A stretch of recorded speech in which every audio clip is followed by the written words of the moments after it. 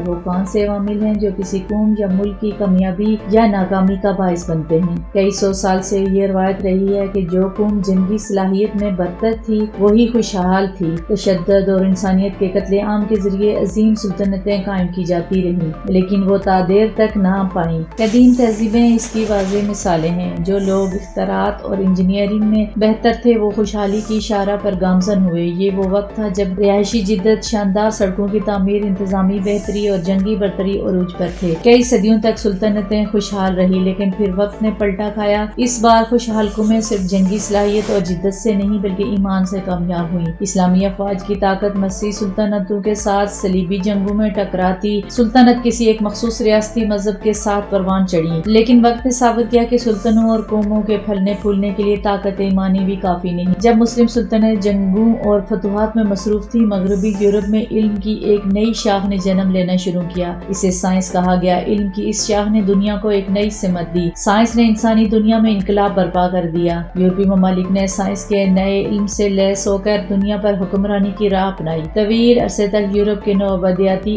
آقا خوشحال تھے، لیکن یہ نظام بھی ناکام ہو کر بالکل مختلف نظام میں تبدیل ہو گیا۔ نوآبادیاتی آقاؤں کو باہر دھکیل دیا گیا۔ آزادی اور حکمرانی کا ایک نیا دور شروع ہوا۔ دو عالمی جنگوں کے بعد کچھ قوموں نے محسوس کیا کہ اگر جنگوں کا یہ طریقہ جاری رہا تو انسانیت کی بقا خطرات سے دوچار رہے گی۔ اس سے بچاؤ کے لیے اقوام متحدہ وجود میں آئی۔ سائنس، معاشیات اور فلسفہ آپس میں دست و گریباں تھے۔ مغربی دنیا کو وہ سنہری علاج مل گیا تھا جو مسلسل جنگ پر تشدد، فتوحات، غدارانہ بادشاہت اور انتہا پسندی کے مسائل حل کر سکتا تھا۔ وہ نظریہ جمہوریت کا تھا۔ قانون سازی، طرز حکمرانی اور مشترکہ فیصلہ سازی کے عمل میں ہر کسی کو شامل کر کے اکثریت کی حکمرانی، زندگی کے ہر پہلو پر قانون اور آئین اور عدالتی نظام کی پرورش ہوئی۔ لیکن اس نظام کو کام کرنے کے لیے ایک سازگار ماحول کی ضرورت تھی۔ یہ طریقہ کار ماضی کے تمام پیچیدگیاں، سیاسی ہلچل، قحط، غربت، جنگ، عداوت، تقسیم اور ہر قسم کے معاشی خدشات کا حل تلاش کر سکتا تھا۔ مغربی اقوام جمہوری آزادی، حقوق اور قانون کی حکمرانی کے اصولوں کی پرچارک بنی۔ یہ ہر طرح سے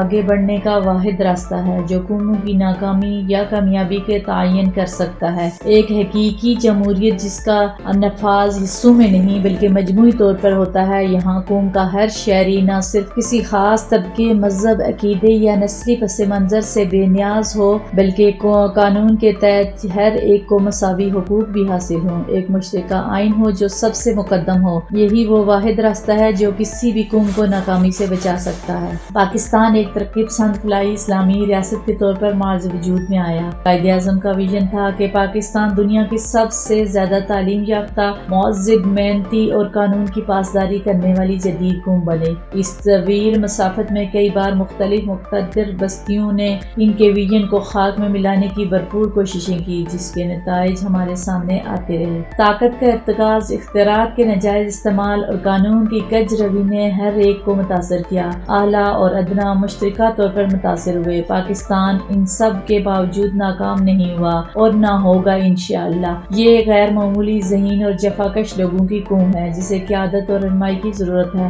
اگر پاکستان 1949 کی قرارداد لاہور کے بعد 7 سال میں حاصل کیا جا سکتا ہے تو یقیناً 7 سال سے بھی کم عرصے میں پاکستان کو خوشحالی کی راہ پر گامزن کیا جا سکتا ہے۔ معاشرے کے ہر طبقے کو سمجھنا چاہیے کہ اگر جمہوریت اور نوجوانوں کو موقع نہ دیا گیا تو نتائج خدا نخواستہ کچھ بھی ہو سکتے ہیں۔